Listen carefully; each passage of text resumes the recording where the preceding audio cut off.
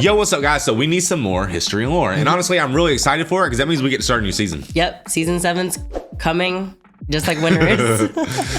season 7's coming. All right, let's go. History and lore time. Yep. Yo, what's up, Patreon? Go. I just got roasted on the other intro. I messed the intro up 5 times. Yeah. I do it all the time. I fake the intros. Well, I don't fake them. I do the intros all the time. I'm like, hey guys, welcome back to the, and then I'll just go blank. And then sometimes I'll have something that's good to say, and then it will transpire into his intro. Yeah, she'll say something really smart, but we'll mess up, so I'll steal it. But she does the same thing to me, though. It's not a lie. A lie. All right, so we got some Game of Thrones history and lore.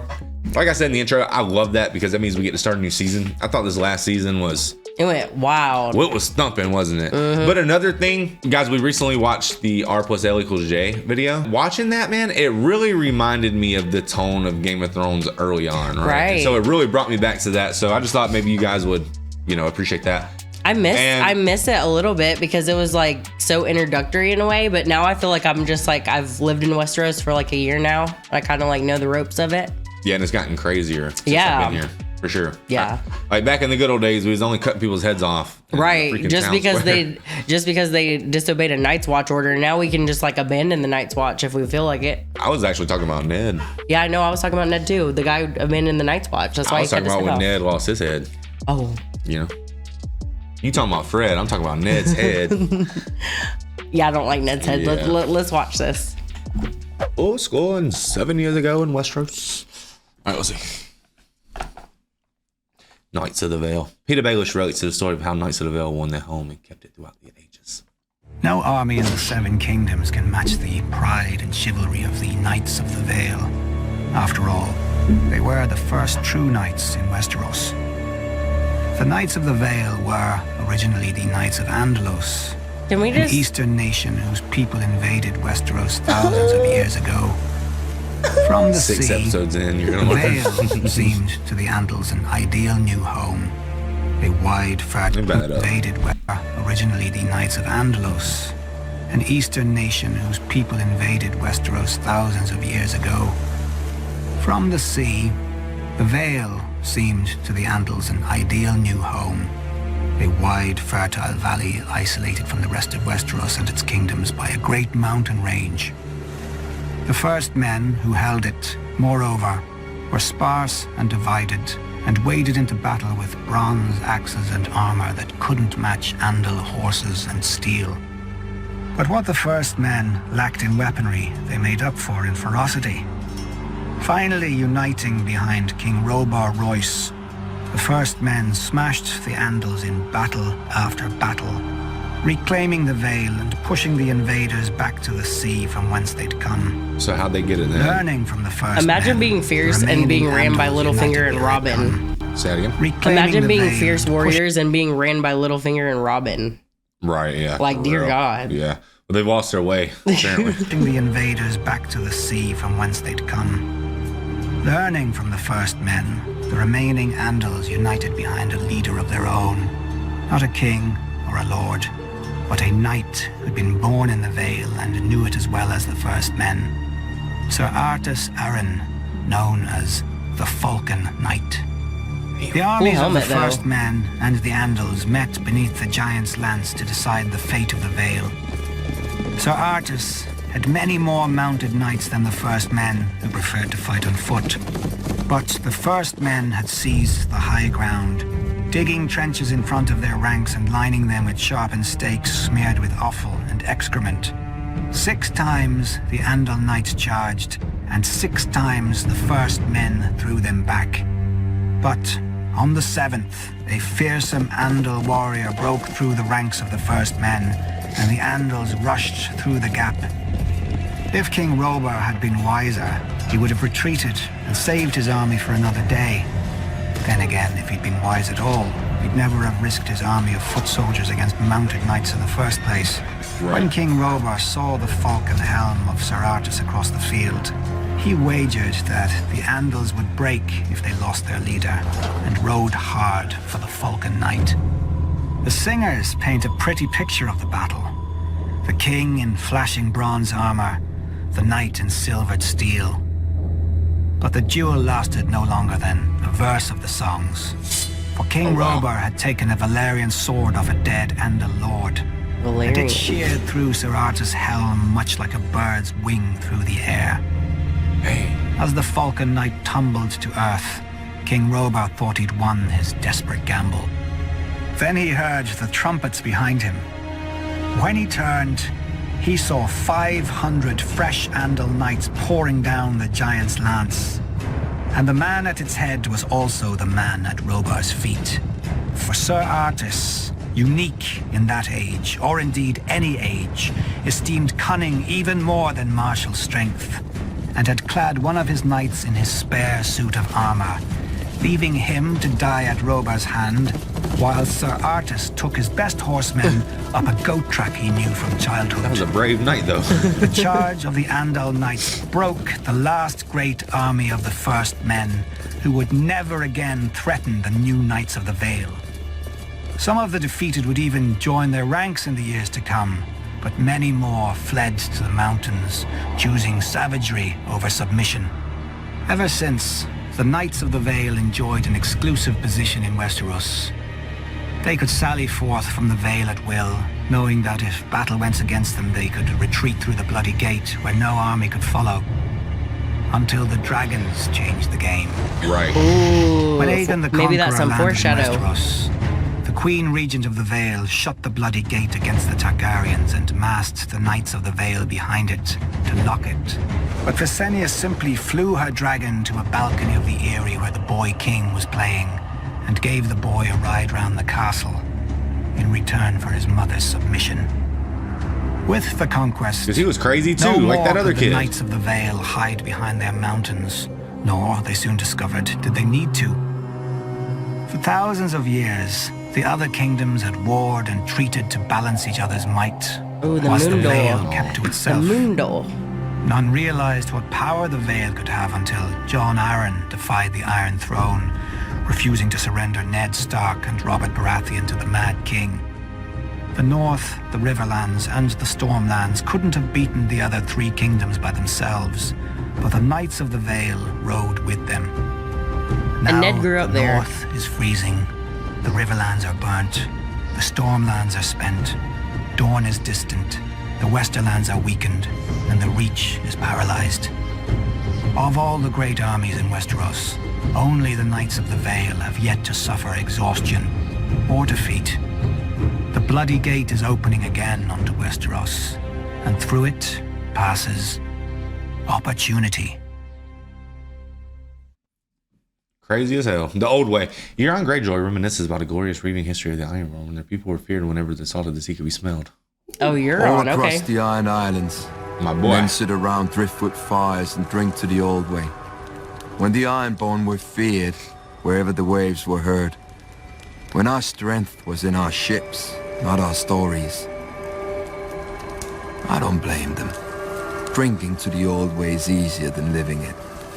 Our ancestors took to the sea because the Iron Islands are shit without the crops that grow from it. 30 cold, wet rocks off the coast of Westeros, and a dozen more clustered around the lonely light deep in the Sunset Sea. But hard places breed hard men.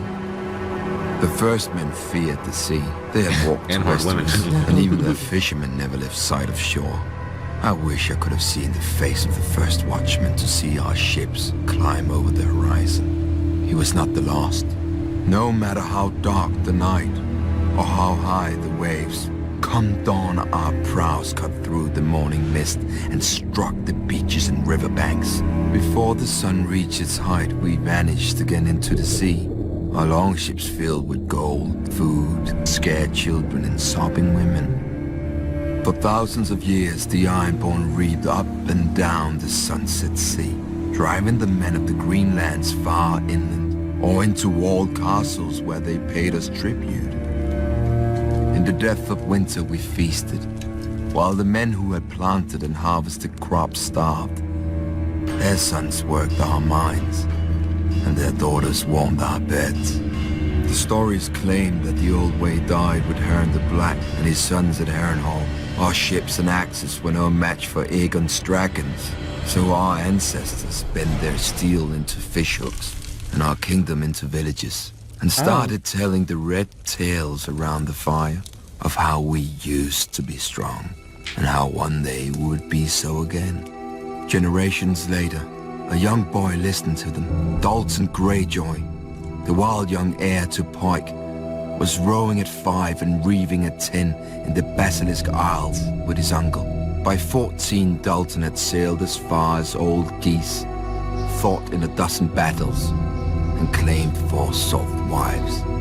In his 15th year, the salt wives. He avenged his uncle's death in battle, but he took 12 wounds and emerged from the fight, drenched head to heel in blood. From that day forth, men called him the Red Kraken. During the Dance of Dragons, the Red Kraken picked the side that was fighting the Lannisters and fell upon the Westerlands while the Lannisters were up at war. Casterly Rock itself proved too strong once the Lady of the Castle barred its gates. But the Ironborn burned the Lannister fleet and sacked Lannisport, carrying off gold, grain, and hundreds of women and girls, including Lord Lannister's favorite mistress and all his bastards. The Red Kraken now ruled the Sunset Sea as his forebears had, and his longships again brought the old way to the coast of Westeros. But then the war ended, and the mainland armies came home. The Iron Throne commanded the Red Kraken to stop reeving, and when he didn't, a mistress opened his throat as he slept. While his son squabbled, the Lannisters sent their soldiers to the Iron Islands. Thousands of men, women, and children were put to the sword, and scores of villages and hundreds of longships were put to the torch. The glorious return to the old way had lasted almost 2 years. My brother vowed to return us to the old way as well. He sat on the salt throne and sent our reavers to the shores of Westeros, just as he remembered from the stories he heard as a child. An old way for an old man. But while he listened to the stories, I lived them.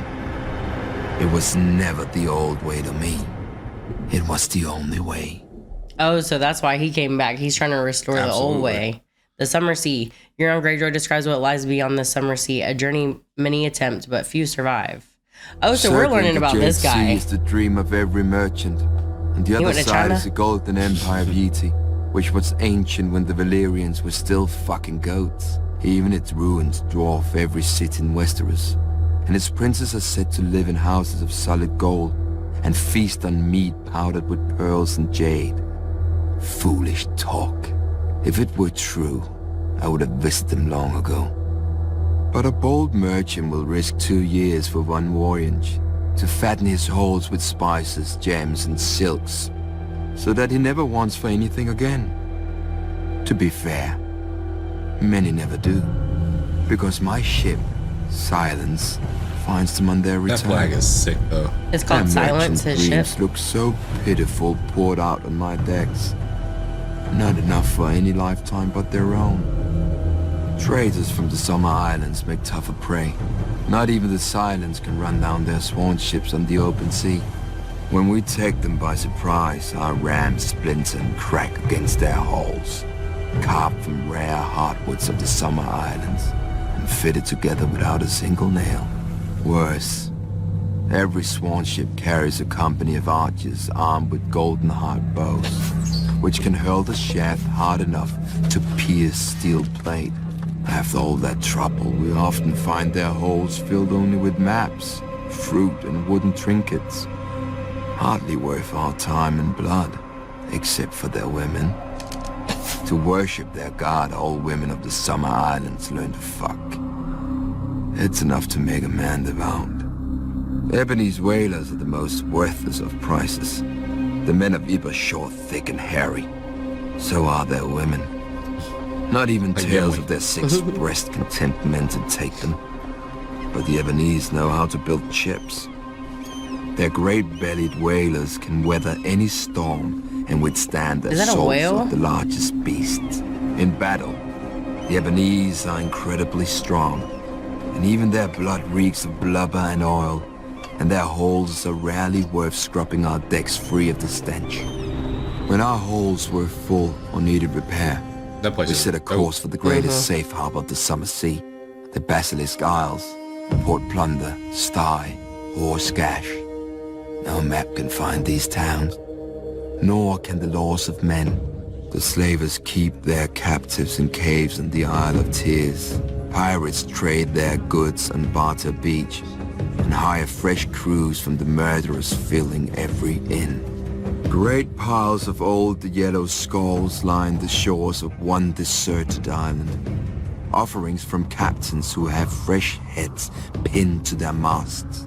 Once every generation, the free cities send fleets to destroy the towns and hang every man they find. Dang. They do. And the towns are abandoned to rot and sink back into the slime. But come the next year, another port plunder sprouts up somewhere else on the Isles, like a toadstool from a new pile of shit. For many years, I brought silence to the Summer Sea. But when I close my eyes, I hear the waves breaking below the bridges of Pike. I hear the kingsmoot chanting my brother's name. Merchants paid the gold price, buying their desires with coin. Reavers paid the iron price, taking what we want from the corpses of the men who had it. But for what I dream, no gold can buy, and no iron can take.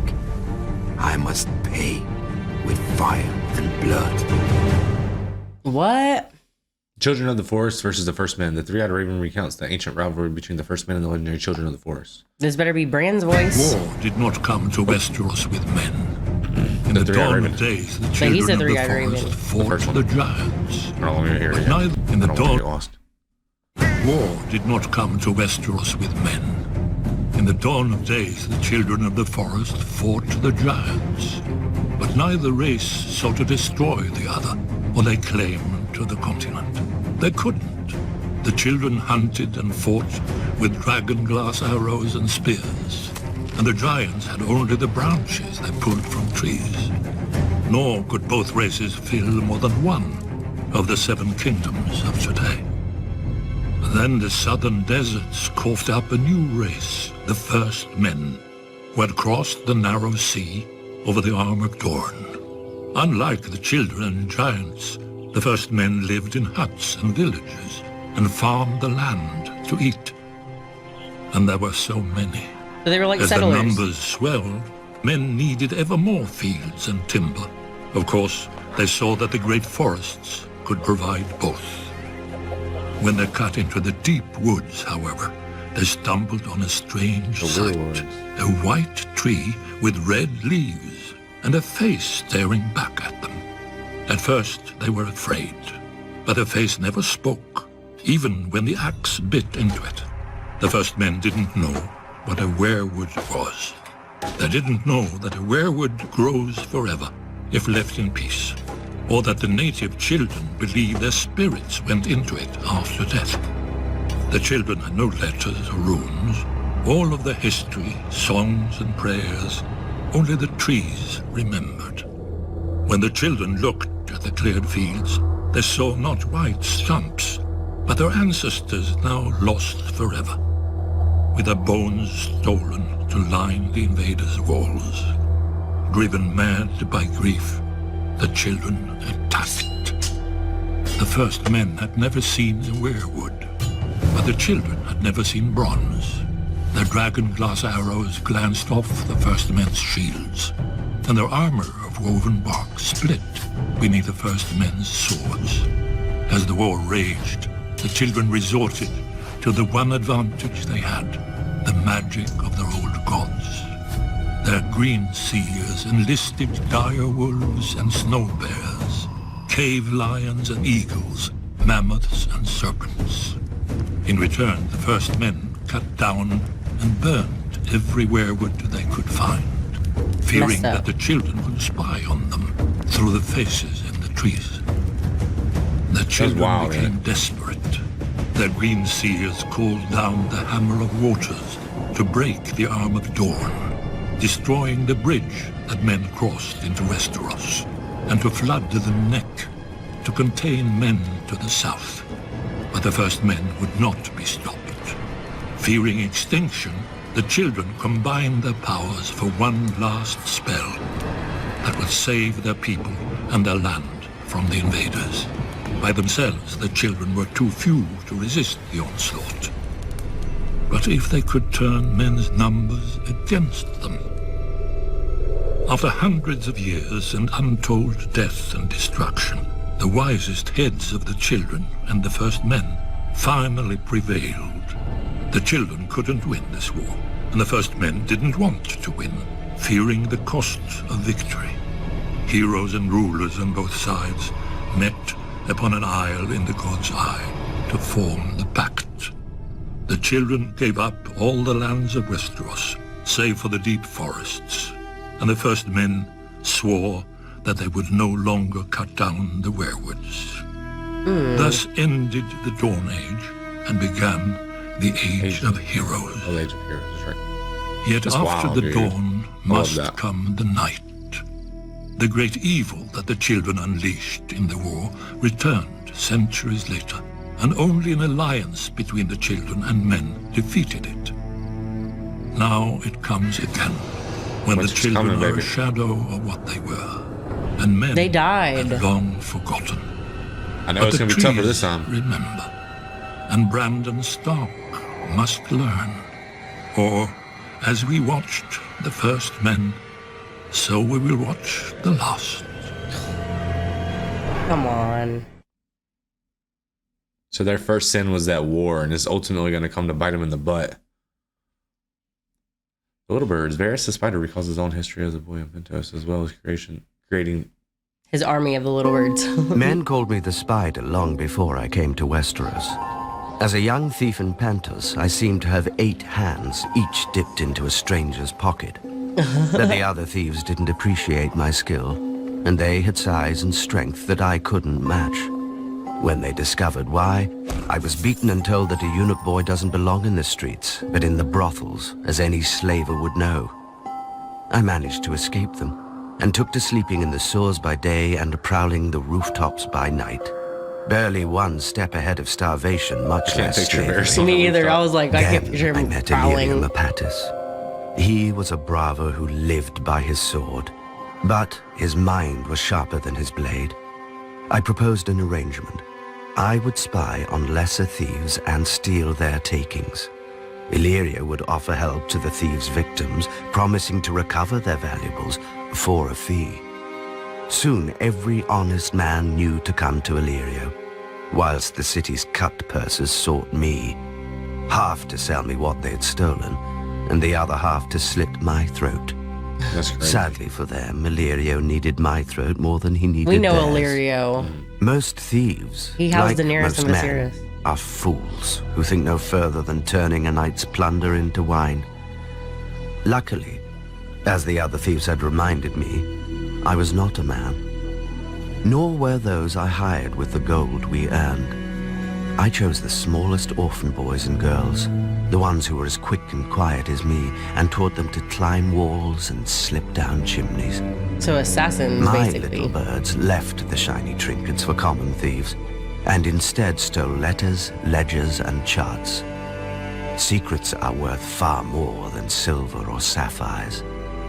Later, I taught my little birds to read the letters themselves and leave them where they lay, so no one would know of our intrusion.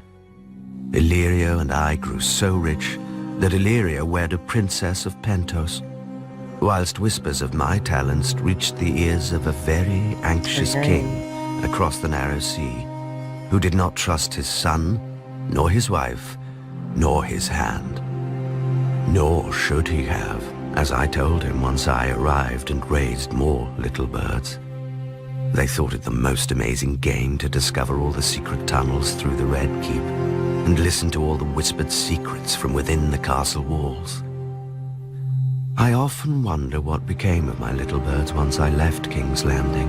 They died, right? Most likely Yeah, they returned died to and they did some Fleetwater, murdering. or worse, grew up. One day I'll hear their song again.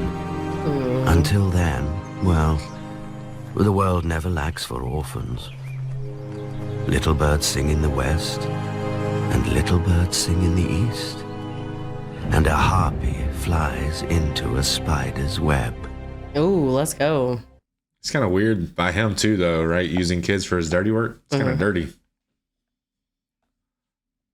Did you even read that House Tarly? Brandel Tarly proudly describes the house past and what's been necessary to protect his future. Getting rid of his son. Sourpuss. Most to send his son away take to protect wild his future. beasts for their sigils, calling themselves bears, lions, or stags, as if a cloth banner could make them so. That isn't the way of Look at all that House Tarly. symbolism. Our sigil is the huntsman pulling his bow, and it isn't some idle fancy. As soon as a son of House Tarly can hold a spoon, he gets a bow. As soon as Except the boy Sam. gets a horse, his father takes him on a hunt. They return with a stag, a buck, a boar, a brace of pheasant, even if it takes days. Even if it takes a week. Or a Even month. if it takes the boy's whole life. Horn Hill is ours. A fitting home for one of the oldest and most honorable families of the Reach. Legend has it that Harlan the Hunter and Herndon of the Horn, two sons of Garth the Greenhand, raised the castle in the Age of Heroes and shared a home and a wife for 100 years. Most of the great houses spout such nonsense about their origins. At least my family doesn't claim some long-lost ancient crown like the rest of them. House Tarly breeds soldiers, not kings. When House Gardner ruled the Reach, we served them well and loyally. Is that a When hand? House Gardner died, and Aegon gave the Reach to their stewards, the Tyrells, we served them well and loyally. We know our place, even if the Tyrell women don't. Ooh, they're fragile right When now. Aegon's son faced rebellion from the Vulture King of Dawn, my ancestor, Savage Sam Tarly, led the royal forces on a vulture hunt. Heartsbane, our ancestral Valyrian sword and the pride of our house, soon ran red from point to hilt with rebel blood. When Robert Baratheon rebelled against Aerys, I led the Tyrell van and handed him his only defeat in the war at Ashford.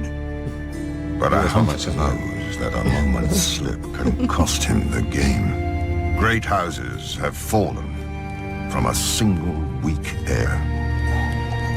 Is that Sam? Looked like a son when he was born. And not to interrupt, but do you think, let me just make sure we didn't start recording, but do you think that has anything to do with why Sam's just so like, there's no ego involved in Sam? Is because that's just how his house is?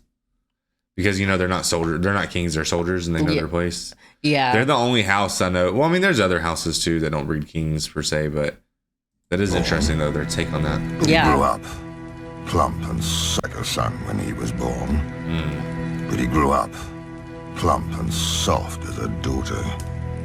I'd catch him in the kitchen shoving cakes into his ever-growing mouth. Or reading in the garden when he was supposed to be training. I brought masters at arms from all over Westeros to make a man of him. He slept in chainmail, bathed in bull's blood, was dressed in his mother's clothes and paraded through the castle to shame him into valor. He only grew fatter and more craven. I despaired of the future of our house until my wife gave me another boy, Dickon, a real son and worthy heir. Or he would have been if Sam wasn't squatting in his way. One morning I had Sam brought into the woods outside the castle. I told him he'd given me no cause to disown him, but Heartsbane should go to a man strong enough to wield her. And Sam wasn't worthy to touch her hilt. He's got it now. Either he would take the black and renounce all claim to his brother's sword and title, or I would hunt him down like The swords are important. Of course, faced with danger and exertion, he chose the coward's path and waddled north to the wall. Some may call me cruel for what I did, but I don't care. I am responsible for House Tarly, as my father was before me and his father before him. If the hunter returns with empty hands, his family starves. If the warrior carries an empty scabbard, his home burns. House Tarly has stood for thousands of years. It will not fall on my watch. I get where he's coming from, but you're still a sourpuss. Yeah. The doom took Valyria in minutes, but the rest of Essos wasn't so lucky. Out of the east swarmed the Dothraki, and there were no dragons to push them back. The Dothraki tide slammed first into the Sarnori, who called themselves the Tall Men, and whose ancient kingdom dominated the grasslands of Essos. The Tall Men at first scorned the Horse Lords as uncivilized barbarians, which they were. But Khal Mengo had united all of them into one Khalasar with one aim: to trample the world beneath their hooves and take other people's as their herd. One by one, the cities of the Tall Men were overwhelmed. Still, they wouldn't unite against the Dothraki. Many didn't believe the tales of the rare survivors. No army could move so fast or strike so quickly. They didn't know that the Dothraki live in the saddle and have such command over their horses that they seem to have 4 legs, not 2. Where most archers fire from foot, the Dothraki fire from horseback. Charging or retreating, it makes no matter, they are just as deadly. Looks like his horse is helping him draw it Dothraki back. prefer close combat, howling for blood as they ride down their enemies with their araks, and there were so many of them. When Khal Mengo's son, Khal Moro, laid waste to the waterfall city of Sathar, renaming it the Place of Wailing Children, the Tall Men finally realized their peril. Led by a High King, they assembled a great army to break the Khals once and for all, and met the Dothraki on what would ever after be known as the Field of Crows. This is about to be ugly. The 4 Khals commanded almost 80,000 horsemen between them. The Tall Men had 100,000 foot soldiers, 10,000 armored riders, 10,000 light horsemen, and 6,000 scythed chariots. So y'all was As that. battle was joined, the earth-shattering advance of the Tall Men's chariots smashed through the center of the Dothraki horde, the spinning blades on their wheels slicing through the legs of the Dothraki horses. When one Khal went down before them, cut to pieces and trampled, his Khalasar broke and fled. The chariots thundered after the fleeing horsemen, and the High King and his armored riders plunged in after them, followed by their foot soldiers waving their spears and screaming in victory. But it was a trap. The Dothraki were not fleeing, as the Tall Men realized when the Horse Lords suddenly turned their horses and unleashed a storm of arrows. 2 more Khalasar swept down on the Tall Men's flanks, but another attacked them from the rear, cutting off their retreat. Completely encircled, the High King and his mighty hosts were destroyed. The Tall Men had stood for thousands of years. Now the crows feasted on their corpses, as the Dothraki squabbled over their valuables. The common wisdom is that the Dothraki tide finally broke upon the spears of the Unsullied at Quohor, saving Essos from the Horse Lords. In truth, the days when the Dothraki could threaten the entire world had already passed. The great Khalasar forged by Khal Mengo had splintered into a dozen hordes after the death of the last great Khal, and the riders had resumed their petty feuds. The grasslands of Essos are now called the Dothraki Sea, but no more nations drown in it. Still, the Dothraki priestesses, the Dosh Khalim, prophesied that one day the Dothraki will gather at Vaes Dothrak, their holy capital, and unite once more under the greatest Khal of them all, the stallion who mounts the world. Oh, he will yeah. lead their people to the ends of the earth and grind all nations to dust beneath them. I knew a Khaleesi who the priestesses said would give birth to this stallion. She didn't. No doubt the Dosh Khalim had made the same prophecy before and That's will crazy. She again. gave birth to herself. World conquest is an alluring dream, but few who dream it ever wake to its reality. Yet could the Dothraki, united behind one great leader, conquer the world? When I first came to Essos, I laughed at the idea. But now, most armies are either sellswords paid to fight, who often refuse to die, or peasants called up from the fields and hovels. How long would those armies stand against the charge of 100,000 screamers howling for blood? How well would boiled leather jerkins and mailed shirts protect them when the arrows fall like rain? Crazy. That was crazy, yeah.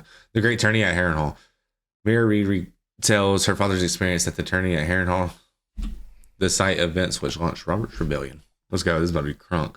Right, her father's so howling. Yep. Years ago, in the height of summer, my father told my brother and me a story. He only told it once, and he refused to speak of it ever again. When he was a young man, in the year of the false spring, a great southern lord held the largest tourney Westeros had ever seen, in the largest castle Westeros had ever seen. Knights and lords from across the 7 kingdoms made their way, drawn by the spectacle and the size of the champion's purse. Even the king was rumoured to be attending, though none had seen him in years.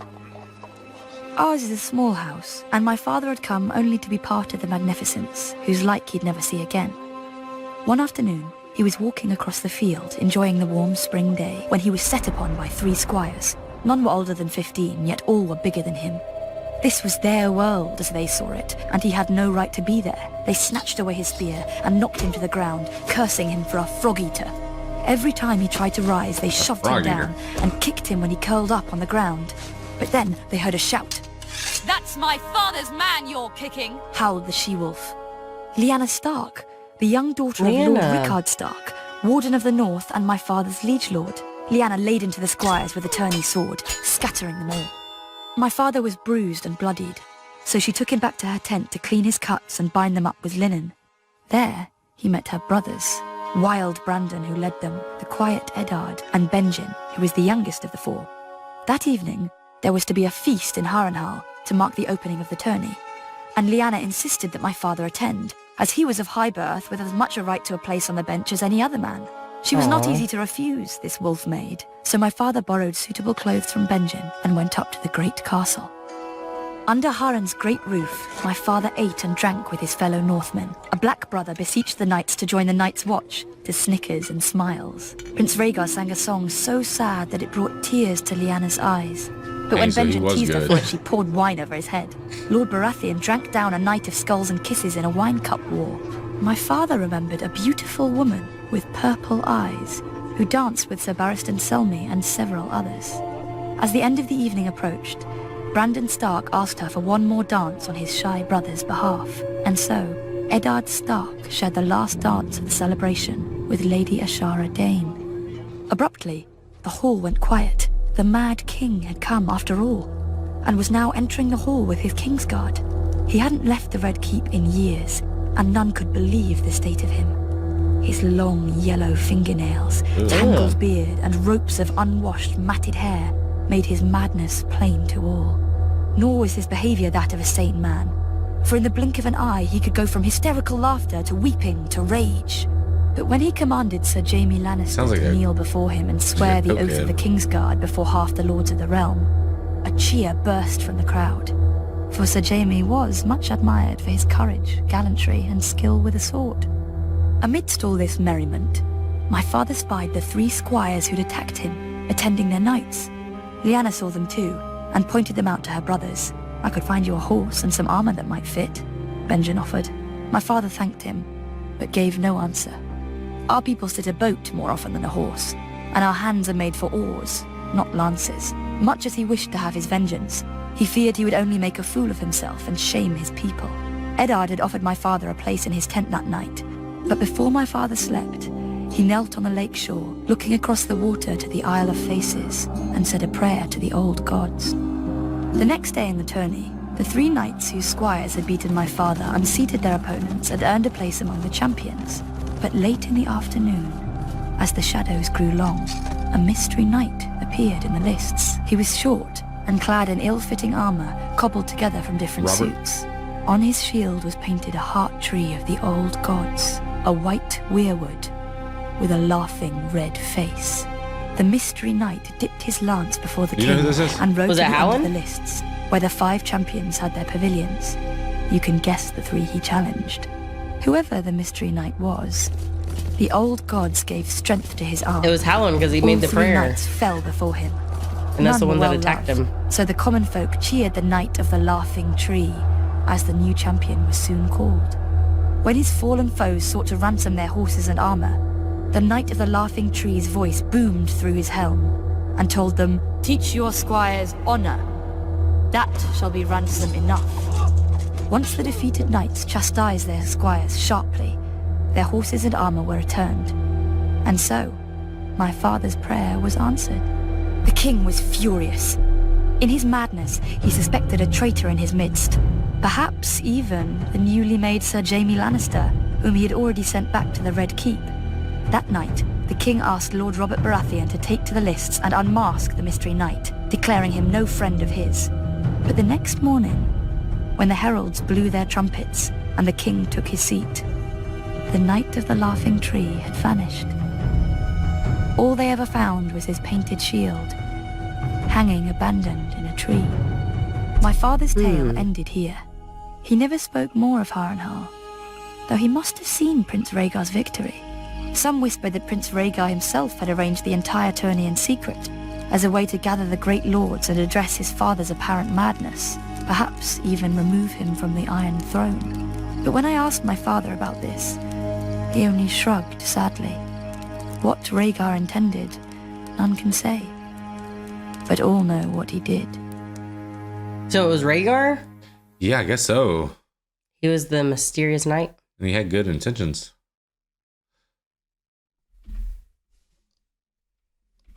So I guess that was Rhaegar, right? Brotherhood without banners. Oh, let's go, dude. We need to know more about this. Thoros and Mir detail the origin of the Brotherhood without banners, a band of soldiers who become outlaws under the new king. I feel like the Brotherhood without banners are the Hound's like rivals. That's how I feel. I feel like they always run into them. Like, and they always just talk junk to each other. Yeah. Like they're just so passive aggressive. Let's go.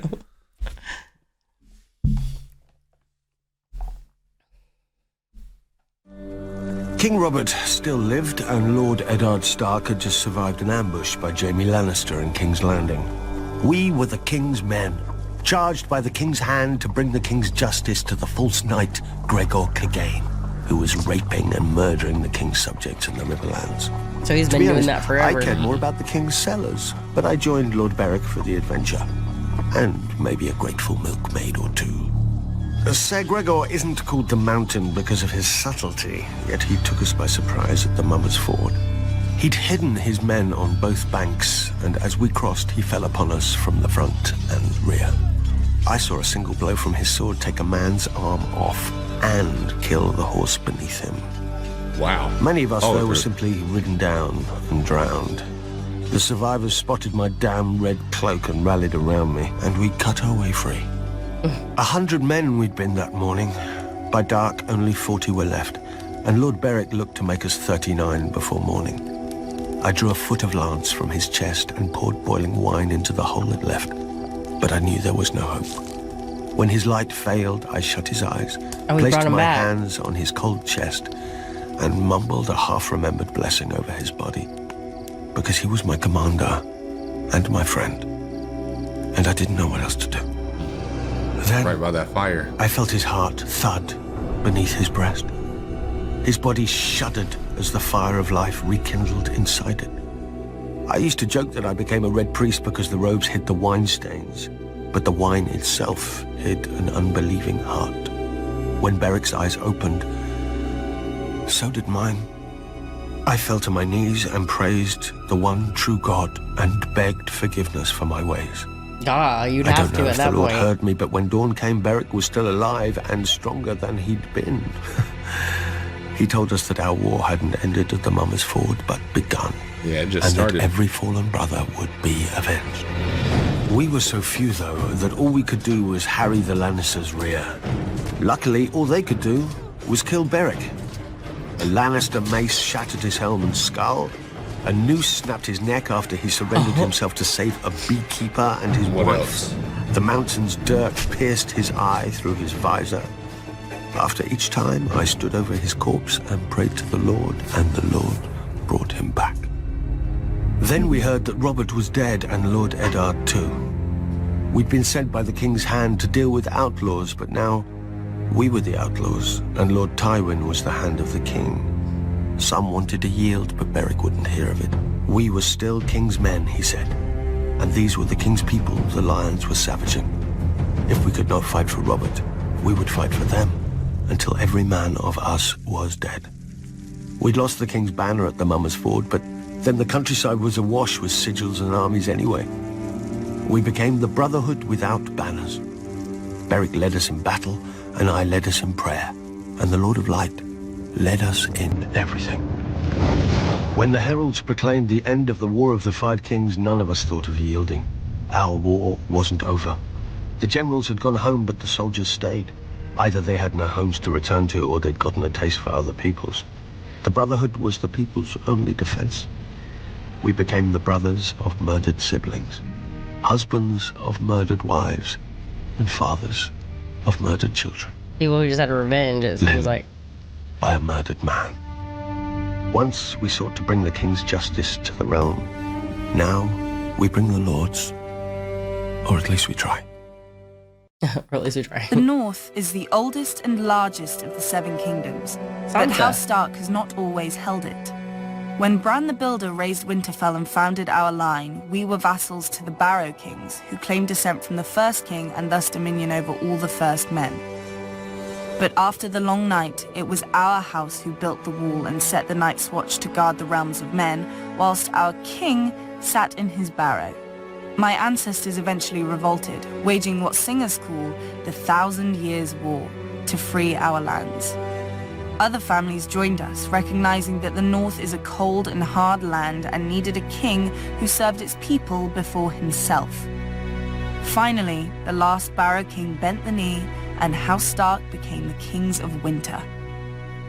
Yet we were kings in name only, for by then the North had fractured into petty kingdoms, and my ancestors would struggle to unite it again for thousands of years. Roderick Stark wrestled an Ironborn lord for Bear Island and granted it to House Mormont when he won. A younger son of our family, Carlon Stark, won his own keep after he put down a rebellion and founded House Karstark, one of the most powerful in the North. When the Manderleys were exiled from the Reach, my ancestors shielded them and gave them a home at the mouth of the White Knife, in return for holding the river against pirates and invaders. Now they're one of the wealthiest houses in the North. I'm not so naive to pretend that the entire North welcomed Stark rule. The last Warg King was slain at Sea Dragon Point along with all his sons and beasts. The last Marsh King died at the hands of King Rickard Stark, and House Reed has held the swamps of the Neck ever since. Houses Greenwood, Towers, Amber, Frost. None survive today as more than names in dusty old books. But my ancestors never wanted to destroy their foes' root and stem. The Umbers of Last Hearth and the Glovers of Deepwood Motte bent the knee and became loyal vassals of House Stark. The Red Kings of House Bolton wore cloaks made from the skins of Stark princes they'd flayed. And one of the Boltons was even known as the Red Arm, because he liked to plunge an arm into the bellies of captive Starks and pull out their entrails with his bare hand. Sounds like Ramsay. The North deserved to be wiped clean of them. Yet my ancestors spared them after their defeat because they believed the North couldn't afford to fight itself any longer. Time soon proved them right. When the Andals swept into Westeros, they obliterated all the kingdoms of the First Men except the North. Each of the southern kingdoms fought the invaders on its own, but the North fought as one. When the Andals tried to sail up the White Knife, the Manderleys fell on their ships. When the Andals tried to march an army through the Neck, the Reeds fell on their soldiers. King Theon Stark even sailed his own army to the Andal homeland for vengeance and slew hundreds of Andal warriors. When he returned, he planted their heads on spikes along our coasts, a warning to other would-be conquerors. The warning was heeded for thousands of years, until Aegon the Conqueror.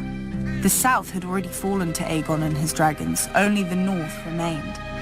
My ancestor, King Torrhen Stark, marched the north down to the Trident and beheld Aegon's army, larger than Torrhen's own by half, and with 3 dragons circling overhead. Many northern bannermen wanted to attack anyway, claiming northern valor would carry the day. Others wanted to fall back to Moat Cailin and make a stand there. But Torrin had heard how the armies of the Rock and the Reach had burned on the field of fire, and had seen the fires still glowing beneath the rubble of Harrenhal. He knelt and laid his ancient crown at Aegon's feet. Yeah, he's the one that he's a king who, what is it called? And Warden of the North. Who bent the knee or something? The king who Some Northerners still sneer at my ancestor as the king who knelt, forgetting that because of Torrin, they're alive. He saved a lot of today lives. to Yeah, sneer. that's what I'm saying. Their ancestors didn't leave their burned That's bones why I hate at the those trident, titles, and like their twisted Kingslayer. swords didn't fill Aegon's new throne. Tommen's the king who jumped. Now many say that House Stark is dead and gone, and House Bolton holds the North. Joffrey's the king who But drank the wrong wine. Remembers who united it. What'd you say, Sweetman? I said Joffrey's the king who drank the wrong wine. Joffrey's the thirsty king. It's the North. But the North remembers who united it. The North remembers who defended it. And the North remembers who stole it. Long ago, my ancestors spared the Boltons, trusting their oaths of fealty. I shall correct that mistake. Even the North can forget when there's nothing left to remember.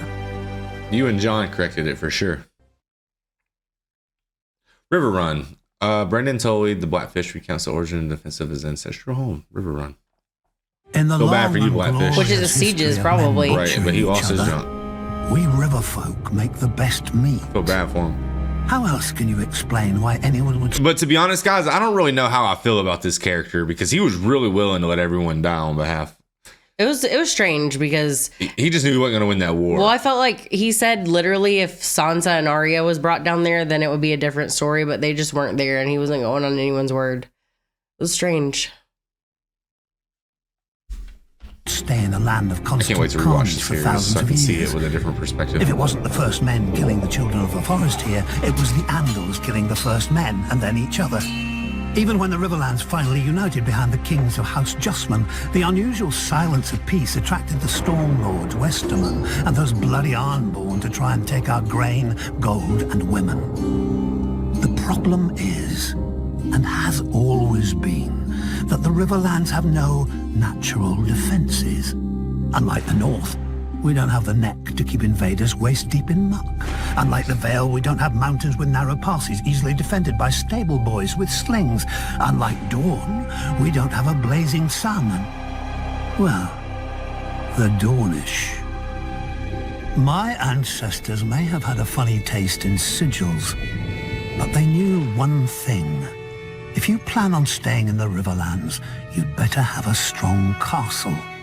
My ancestor, Axel Tully, bright man that he was, realized that most soldiers can't swim, and raised his castle of Riverrun where the Red Fork and the Tumblestone rivers meet. He built right up to the water on each side, daring attackers to force a crossing. If they wore armor, they'd drown. If they didn't, our archers would feather them from the battlements as they paddled. An army could still assault Riverrun from the west, however, so my ancestors dug a wide moat along our western wall, connecting the rivers on either side of the castle. When any would-be conquerors showed up, we opened a series of gates and flooded the moat, transforming Riverrun into an island fortress with enough stores to last years.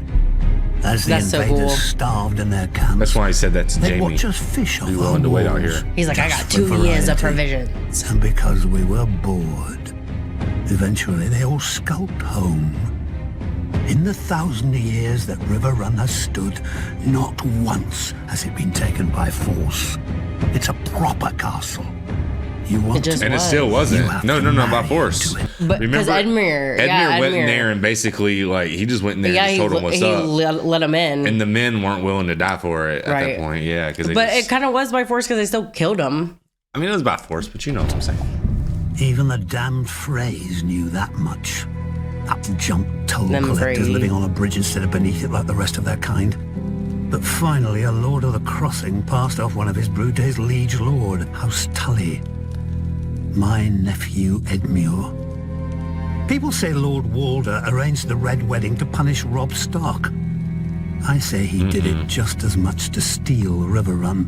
Yeah, he hates all y'all. Our castle. He said you don't care about him. Think 2 rivers can wash off the filth that coats them. That's 2B's blood right there. They'll never know. The Lannisters could grant Riverrun to the Freys for 1,000 years, but that doesn't mean they can have it. Do you think it was hard to convince Tully's soldiers to turn against the Freys? Do you think we won't enjoy watching them simper as winter bears down on their pitiful camp?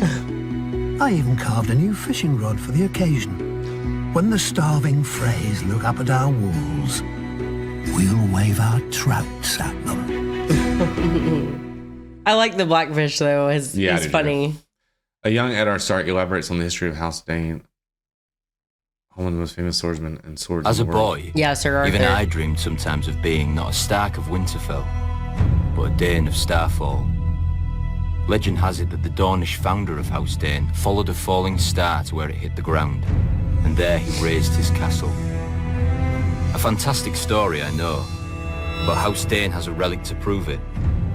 Dawn, the most famous sword in Westeros. Forged from the fallen star's cold heart, and as strong and sharp as Valyrian steel. Many houses have ancestral swords passed from father to eldest son, like my own family's Ice. But Dawn doesn't pass to the Lord of House Dayne by right. To wield Dawn, a knight of their house must first be deemed worthy. It doesn't matter if he's the Lord, a younger brother, or a distant cousin. Are they calling it Dawn? I just don't have subtitles, so I don't know. I know it's called Sword of the Morning, but are they calling it Dawn? That's what I was thinking. Yeah, right? I know it's... I don't know. It's not like saying like T-A-R-N in a way. The blade stays on the mantle in Starfall until the next generation. But Dawn hasn't rested there often. From House Dayne have risen some of the greatest warriors in Westeros. Vorian Dayne, who was a king and the greatest knight in Dawn before he was defeated by Nymeria. Because of his honor and his prowess, she sent him to the wall in golden fetters and took his heir as her husband. Joffrey Dayne, who answered Aegon the Conqueror's demand to submit by invading Aegon's seven kingdoms and marching an army to the gates of Oldtown, where Aegon had been crowned. And the greatest of them all, Sir Arthur Dayne, the Sword of the Morning. During the reign of the Mad King, he was called a band that, of not the Sword. outlaws calling themselves the Kingswood Brotherhood terrorized the forest outside of King's Landing. Every force sent after them either returned empty-handed or vanished into the woods, never to be seen again. The king was furious and dispatched Sir Arthur of his own Kingsguard to deal with the threat. Sir Arthur didn't put the villagers to the question or set fire to the woods to smoke out the Brotherhood, as other forces had done. He paid the small folk for the food his men ate, brought their grievances to the king, even won them the right to take a few of the king's deer during the autumn. The forest folk had looked to the outlaws to defend them, but Sir Arthur did more for them than the outlaws could ever hope to do. When a villager led Sir Arthur and his knights to the outlaws' secret camp, the Brotherhood, to their credit, didn't flee. One of their leaders, the Smiling Knight, was a madman. Cruelty and honor jumbled together. But he didn't know fear, not even when Sir Arthur drew Dawn before him. Soon the outlaw's longsword had so many notches that Sir Arthur stopped to let him fetch a new one. The robber knight chose another and then asked for Dawn. Sir Arthur replied, "Then you shall have it." Oh. The Smiling Knight never smiled again. The mad fool. Dawn is just a sword. Sir Arthur was the true steel. Strong, brave, and loyal to a fault. He would never have aided Rhaegar's abduction of my sister if his vows hadn't compelled him. And though we fought on opposite sides, I admired him. When I was younger, I wanted to be him. Every boy did. And I killed him. Not in single combat, but as he was on his knees, a dagger in his back. I'll never forget the look in his eyes. He wasn't angry or betrayed. He'd done his duty to the last, even though he found it dishonorable, and even though he knew what awaited me in that tower. Sir Arthur Dayne died the greatest knight who ever lived. After Robert's coronation, I returned Dawn to Starfall. One day, House Dayne will raise a worthy successor to Sir Arthur. Until then, Dawn gathers dust above the fire, with the dream of every boy in Westeros. That one was dark. I hope they take it down or something, you know? That'd be sick. Hold on, let me read this.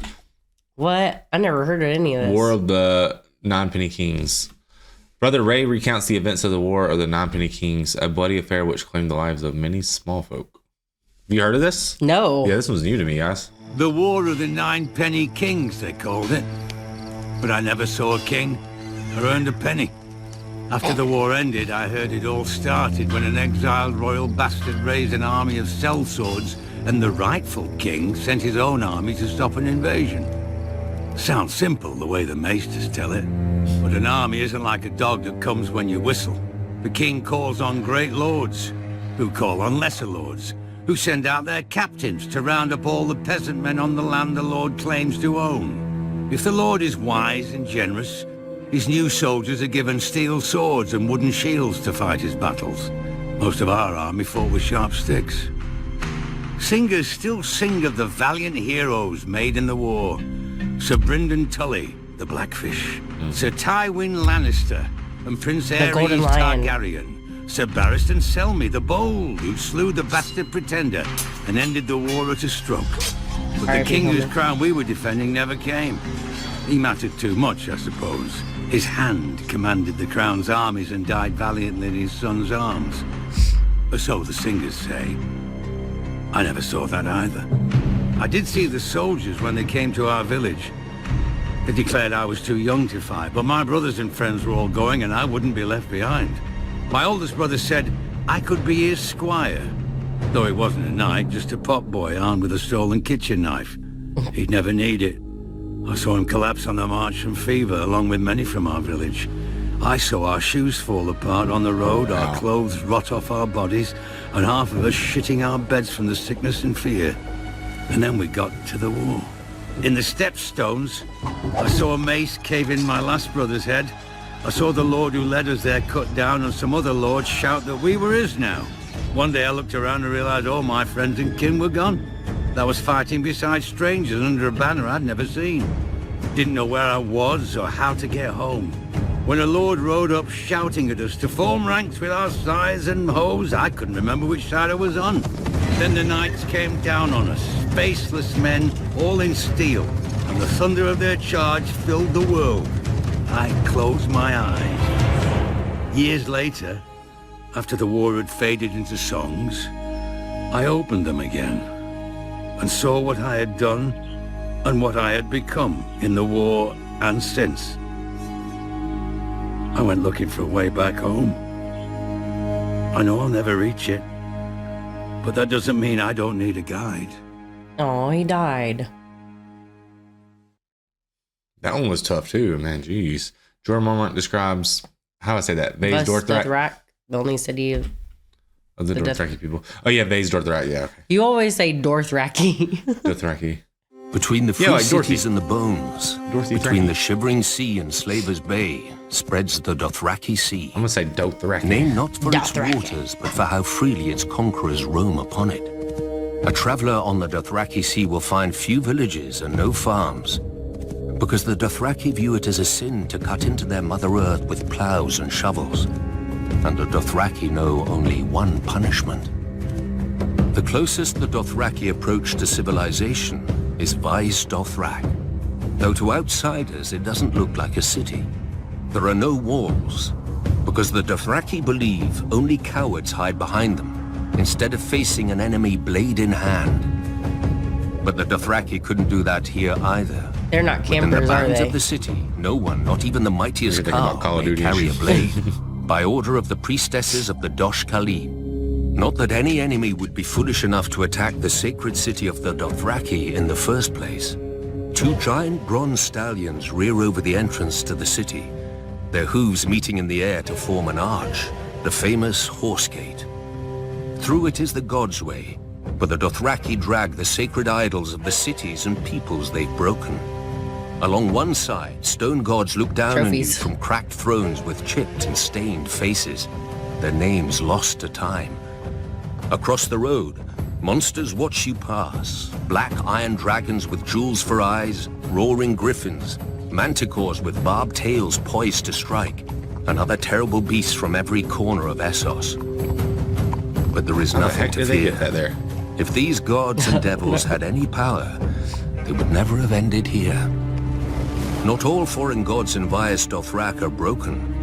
In the famous eastern and western markets, merchants worship their god of trade with the sufferance of the Dothraki, who themselves don't understand buying and selling.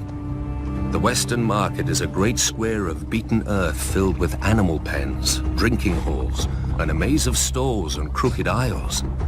Even goods from Westeros find their way here, though the merchants who sell them wouldn't know a Lannister from a Frey.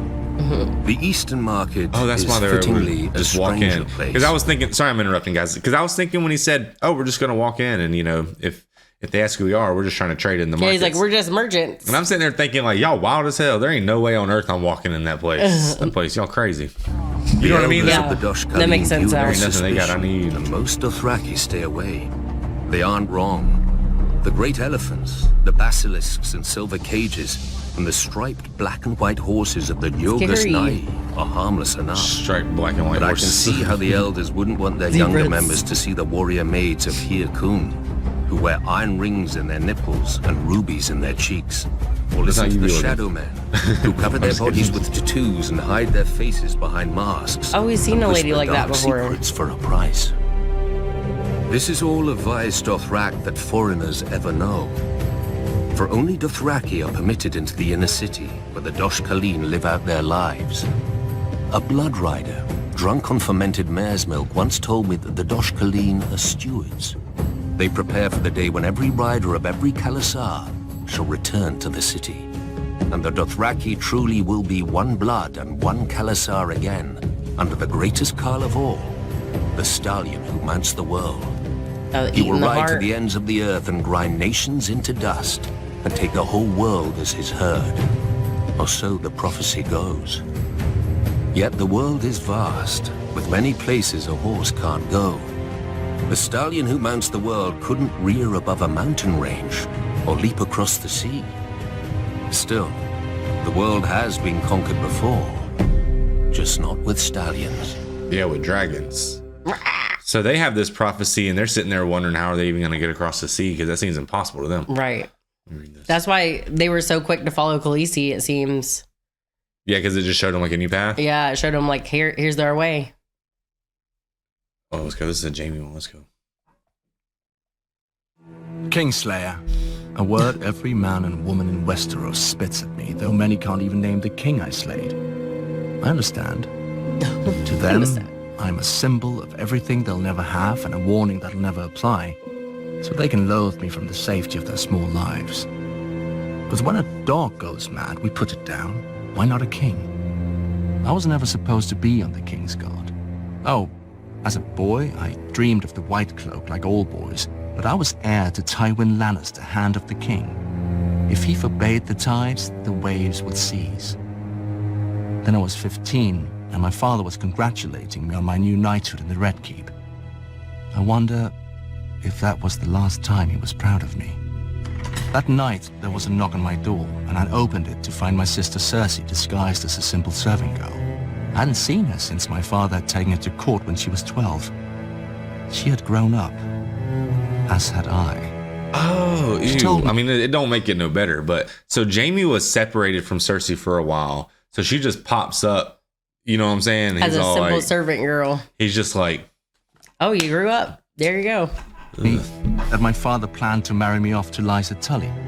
That she could Tully? arrange for the Oh, king to raise me shoot. to the King's Guard so I could stay in the city with her. All I had to do was agree. I made the obvious objections. Our family, our father, Casterly Rock. Until she asked, is it a rock you want? Or me? Come morning, she had my consent. I would join the King's Guard for her. I would forswear my lands and title for her. I would forsake our family for her. Wow. Soon a royal raven commanded my father to present me to the king during the great tourney at Harrenhal to say my vows. My father erupted in fury. He could not object openly, but he resigned the handship and returned to Casterly Rock, taking Cersei with him. Instead of being together, Cersei and I exchanged places. Then everything started to fall apart. At Harrenhal, King Ares made a great show of my investiture. I knelt before him in gleaming armor and swore the oath of the Kingsguard. When Sir Gerald Hightail raised me up and put the white cloak on my shoulders, a roar went up from the crowd.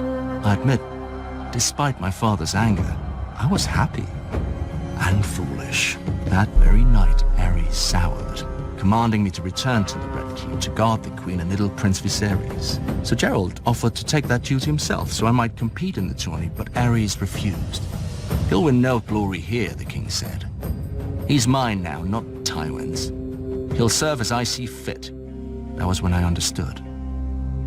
It was not my skill or valor that had won me this honor. It was your title. The Mad King had chosen me to spite my father and steal his heir. I wanted to rip off the white cloak, but it was too late. A Kingsguard serves for life. So I upheld my oath, confined to the Red Keep where Varys could watch me and where the headsman could find me if my father displeased the king. I served the king's pleasure as he burned Rickard Stark alive and strangled his son, inciting the rebellion. I defended the king's honor against courtiers as his generals lost battle after battle with Robert. I kept the king's secrets when his pyromancers hid caches of wildfire beneath King's Landing. I gave the king counsel when my father's army was at the city gate and Grand Maester Pycelle lied that my father had come to save him. Many forget that I also tried to defend the king from harm. When the Lannister soldiers poured through the gates, it fell to me to hold the Red Keep as the only Kingsguard in the city. I knew we were lost and sent to Ares, asking his leave to make terms. My man came back with a royal command. Bring me your father's head if you are no traitor. Hell no. Ares would have no yielding. His pyromancer was with him, my messenger said. I knew what that meant. Ares Targaryen was alone in his throne room when I found him, picking at his scabbed and bleeding hands. The fool was always cutting himself on the Iron Throne.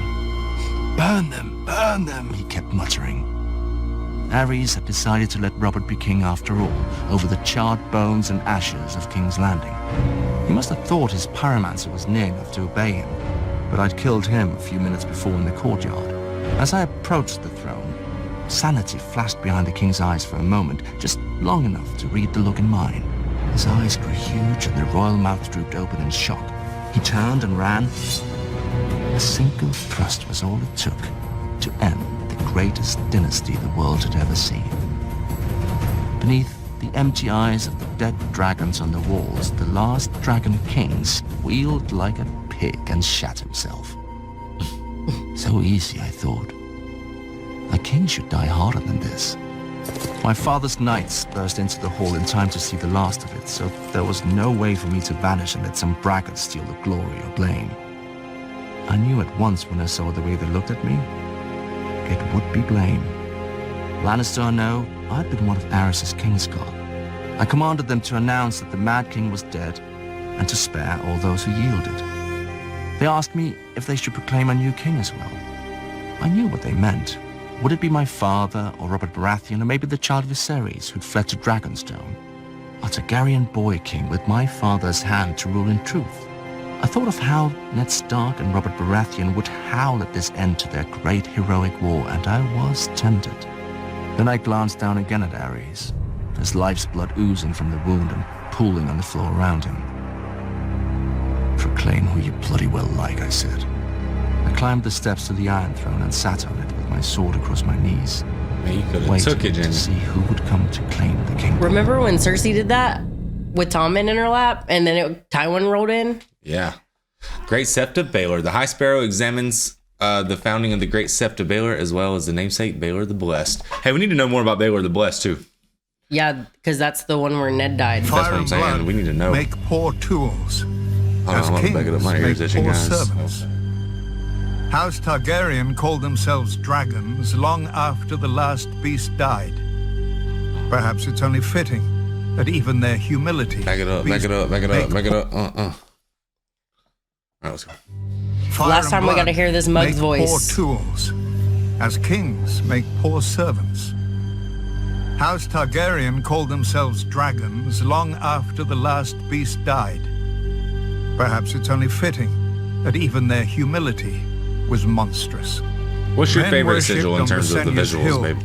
Not your favorite house. That one right there. You think the Targaryen looks the sickest? I like that one, and I like the Starks, but I also love them the most. So I like a lot of them, man. I really do. I kind of like the Lannister one too, and I like the Dornish one as well, and I like the Tyrells. I like them all. I like the Onion Knights. They're all pretty sick.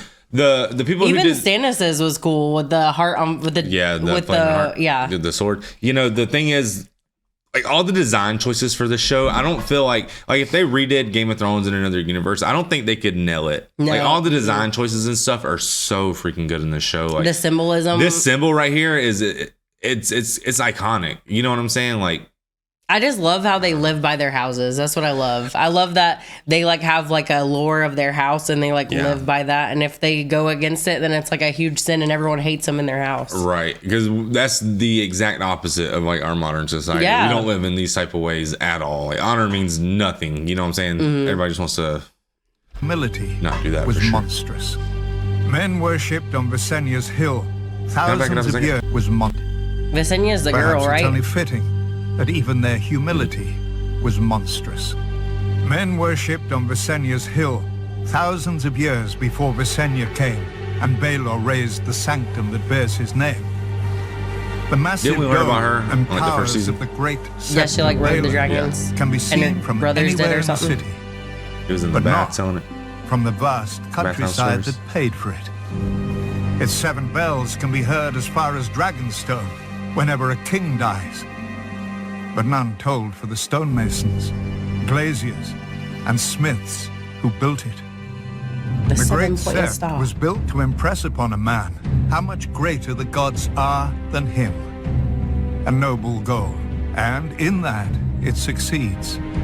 Within the main chamber, the sun streams through a 7-pointed star to illuminate the 7 towering over mortals. The crone with her lantern for lost souls. The mother with her welcoming arms. The father with his scales of justice. The maiden with her purity. The warrior with his sword. The stranger. The smith with his hammer. Dang it. And lastly, the stranger with his shrouded face. Pilgrims cross the 7 kingdoms to light candles here at the feet of their gods. But these aren't the gods. The 7 aren't encased in stone in the great Sept any more than the souls of dead kings are in the tombs below it. To steward his monument to vanity, Baelor summoned the High Septon of the Faith from his ancient seat in Oldtown and gifted him with ornate robes and a crown of crystal. I have a question. What? Remember when Joffrey became king and he like all of a sudden started restoring all this stuff in that room? Yeah. He cared a lot about it. It seems like he did it to like bring this crap in, basically. Right. Yeah. Gold. And like a fool, the High Septon put on his lord's motley and danced at his lord's table. And with each passing year, the High Septons fell ever lower. How can the flock be kept safe from wolves when the shepherd sleeps in their den? Baelor himself appointed a simple-minded stonemason, believing him the smith reborn. And when he died, Baelor replaced him with an 8-year-old boy, whom Baelor had seen speaking with doves that answered with the voices of the 7. Still, the common people revere Baelor as the Blessed. They tell of how he forced a High Lord to wash a beggar's feet, fasted to tame his unnatural lusts, and walked the bone way himself to make peace with Dawn. Many Septons and Septors even claim that Baelor rescued his cousin, the Dragon Knight, from a snake pit, because no viper would strike a man so pure and holy. A lie. Baelor was bitten 12 times and was bedridden for half a year. And yet he didn't die, nor did his High Septons ruin the faith. Blessed Baelor's statue may greet men outside the doors, but when men enter the great Sept, they don't see the gold, or the crystal, or the ambitions of a humble member of a powerful dynasty. They see the gods. They feel awe at the divine majesty and their own insignificance. The gods work through Baelor's pride and vanity as they work through all of us. For the faith is more than a sept. The faith is more than a high septum, more than all the septons and scepters who preach to the living, more than the silent sisters who prepare the dead. The faith is the will of the gods, and we are all its instruments. Kings and beggars, lords and cobblers, lions and sparrows. Nah, y'all blown up to That shreds. place was that's one of the most amazing places in this entire show, right? In terms of like the show showing out on how majestic they can make it, and it's just so unfortunate. And Cersei just... That my girl Cersei had to blow it up. I'm not even mad at her. That's my cousin Cersei. Cersei said, I'm the queen now, bye. We don't need She this said, artifact. I'm Queen C up in here. She's like queened or whatever. Whatever you kids say. Oh, Oldtown, where it goes down. That's where Sam is. Yeah, Grandmaster Pycelle and Qyburn comment on the history of Oldtown. Oh, these enemies? Two very different pictures of the city. Yeah, it's about to be some propaganda. Yeah, it's going to be Pycelle's going to be like, this is BS, and Qyburn's going to... Well, actually, he might say it too. The oldest, wealthiest, and greatest city in Westeros. Though King's Landing is more populous and arguably more powerful. Oh, he's real about it, Qyburn. The city straddles the mouth of the Honeywine River, and the bounty of the entire reach flows beneath its great stone bridges to ports that are renowned throughout the world. Thus we needn't speak more of them. More interesting is the history of the city. For none can say when it was founded. Many centuries ago, a few bold maesters sought out the children of the forest, who claimed that men have lived at the mouth of the Honeywine since the Dawn Age. Nonsense. Maester Jellicoe proved that the city began as a trading post, where ships from Valyria, Old Geese, and the Summer Isles put in to replenish their provisions and make repairs. I'm going to assume there's truth in all of it. No, I'm believing Qyburn over Pycelle because he said Joffrey was a good boy. Raised even before the city walls, as a beacon through the fog-covered waters. Originally built of wood and standing a mere 50 feet above the ancient fortress of its foundation, it is now thick stone and rises even taller than the wall. Those born and raised in Oldtown can tell the time of day by where its shadow falls. But no maester can tell why. Even in our oldest records, the island on which it stands is called Battle Isle. What battle was fought there, and when? As for the ancient fortress that forms the tower's base, its walls and interiors are all of solid black stone with no hints of joins or mortar, and no chisel marks of any kind. We know it predates the tower itself by thousands of years, but who built it? How? And against what? The maesters who have studied it declare it to be a Valyrian construction, akin to Dragonstone and the Black Walls of Volantis. As is well known, the Dragon Lords of Valyria could turn stone to liquid with dragon flame to shape as they wished. Didn't one Archmaester link the fortress to the vanished maze makers of Lorath, and another maester to the legendary Deep Ones who inhabited the Iron Islands before the Ironborn? Both marginal opinions without common support. But of more importance than the origin of the tower is the family to which it gave its name. House Hightower, the ancient ruling family of Oldtown, known for their prudence and love of peace. Is that your first time hearing about them too? Oh, you've heard of them? During the Age of Heroes, when Lyman Hightower saw the Gardener Kings conquering the Reach, he didn't beat them on the battlefield, but in the God's Wood. He bound his house to theirs by marriage, and transformed House Hightower from wealthy but relatively minor kings to the greatest lords of the Reach. Thanks to Lord Lyman's foresight, Highgarden has always defended Oldtown, allowing... Hightower was the ones that lost the tower, right? Because the Tyrells got it because they were their stewards, right? Was that their name? Or was it House Gardener? Something like that. Yeah, let us know in the comments, guys, please. Please let us know. To focus on higher pursuits. Sorry about that, y'all. Learning and trade.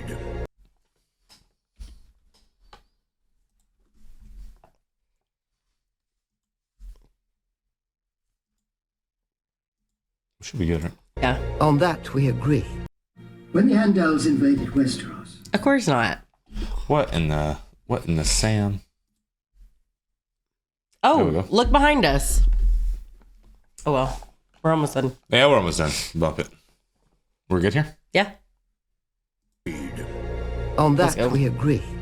When the Andals invaded Westeros, Lord Dorian Hightower told his wife of 20 years that wars are bad for trade, and to make his point, traded her for a young Andal princess. When Aegon the Conqueror was earning his name, House Hightower traded its loyalty to the Gardeners for his confirmation of their rights, welcoming him with open arms and open gates. House Hightower bent the knee to Aegon to spare the city from his dragons. I would think such insinuations and insults beneath even you, Qyburn. Then again, mockery of one's betters is the trade of fools. I wouldn't know. Perhaps if I'd studied at the Citadel as long as you, Grand Maester. The Citadel is the greatest seat of learning in the known world. Without it, and the maesters it trains, Westeros would be a land of superstition and ignorance. Like the ignorance that shrouds the Citadel's own birth? Even without records, we have more than enough reason to believe that the Citadel began as a court of scholars and priests, assembled by a second son of House Hightower. When he died, his elder brother raised the Citadel so that wise men would always have a home in Westeros and could continue the inquiries and debates that had given such joy to his younger brother. His little brother's pets, as legend has it, he called them, and so the maesters have remained, only their masters have changed. Now they serve every lord with a castle. For a fee, of course. Qyburn's just mad because he got dechanged. dechanged. Serves its own importance. Every word you speak merely validates your own expulsion from our ranks. Knowledge is validation enough. I assumed the world's greatest minds would agree, and perhaps they would if I'd met them. Oldtown is a city for old men and old beliefs. But the world is changing. No matter how high the tower, the clouds will not hold it up if the ground shifts beneath it. Ooh. That was kind of crazy. Look at the mountain sign. Bruh. Nuts. Euron Greyjoy explains the history of the kingsmoot, a tradition by which the new king of Ironborn is chosen by his or her people. Westeros has 7 kingdoms. Well, we know all about this. this. The Iron Islands have hundreds. Every ship on the waves is a kingdom, and every captain. We've seen him show his butt at it. Mainlanders will bow to a man whose only claim is dropping out of the right cunt. But the Ironborn spend their lives at sea. We know that if a captain is weak, his men drown. If he's foolish, his men drown. But if he's strong, his men carve their names into the world with blood, steel, and song. Any man with a ship may claim the Salt Throne, but the rest of the Ironborn have to give it to him in the kingsmoot. Our priest claimed the first king of the Iron Islands was the Grey King, who ruled over the sea itself in the dawn of days. He took a mermaid to wife and stole fire from the storm god, and carved the first ship from a demon tree that fed on human flesh. When he died, his 100 sons slaughtered each other until only 16 remained. Since none could overpower the rest in battle, they came together and chose the strongest to be their king. And so began the tradition of the kingsmoot. A good story for children who don't know that grey is what men become after their strength has fled, or that brothers do not easily submit. Over the centuries, the kingsmoot has raised the greatest of the Ironborn. Corrid Horror, whose word was law whenever men could smell the salt air or hear the crash of waves. He sacked Oldtown and defeated the River King, taking 3 young sons as hostages. When their father's tribute was late, Corrid cut out their hearts with his own hand. When the father marched for vengeance, Corrid smashed his army and gave this River King to the drowned god. Harwin Horror, born to a king who had a fleet he didn't sail and swords he didn't blood. As an unruly and worthless youngest son, Harwin was sent away to the east to vanish, and so he did. But when his father died, Harren returned to the Island Islands for the kingsmoot. An Just elder like you're brother on, right? objected, so an elder brother fell off a horse, and at the kingsmoot no man objected. Harren launched his father's ships for Westeros and took 10 times the Iron Islands from its weak lords, who never expected to face an Ironborn king as skilled on land as at sea. For Harren had reaved with eastern pirates and served with eastern sell swords and learned more of war than the Ironborn could imagine. After Aegon and his dragons burned our last king, Harren the Black, and broke our armies, the defeated Ironborn chose my ancestor, Rickon Greyjoy, as Lord of the Iron Islands, not king. For centuries after, the kingsmoot was a joke that the Ironborn didn't get. When a Lord Greyjoy died, the captains would meet and choose his eldest son to succeed him. Of course, it wasn't supposed to be like that. Over it just long enough to show they weren't now like the very mainlanders they despised. Once more, we have a true king, my own brother Baelor, who had the balls to seize the driftwood crown, but not the brains to hold it. He is the first king the Iron Islands have had in centuries, and the fool would be the last. The kingsmoot once chose him over me. They will not have that choice next time. If we knew that, we wouldn't have laughed at him so hard. I still would have laughed because it was just the way he went about it. Yeah, it was the way he went about it. But you know, it was the people. It's just I kind of get there. I kind of get it now. He's kind of restoring like what he thought. He's restoring the old way, and I understand. Yeah. And so that really helps me understand why so many people were willing to back him. Yeah. But it was just portrayed very unrealistic compared to how much realism went into the show in the earlier seasons. She's all like, I got a claim. And they're like, yeah. And he's like, shut up, girl. I got a claim. They're like, yeah. And then he says something. They're like, and he's like, build me some ships. And they're like, yeah. And it was the way they went about it. But if I knew that he actually was like what he's set to do, I kind of would have been like, all right, bro. But it was weird because that had so much comedy in it. And then there was so much like stage play of that little play that they were doing, which was so goofy. And then Hodor dies. So it was oh my God, I know. There was just so much like comedy and emotional, then Hodor died. like roller coasters. I don't know, man. That was really good, man. History and lore, definitely needed that for sure. So we're ready to start a new season. Learned a lot in that. We could talk for hours about it, but want to do that. I'm just really ready to hop into season 7, you guys. Posted today. Let's go. Yeah, season 7. There's only 6 episodes, right? Yeah. What's up with that? So is this season gonna be any good in 6 episodes? Or maybe the episodes will just be longer. I don't know. Maybe I just hope it's not a rush season. That's all. I just don't want a rush season. But. Me too. All right, let's go.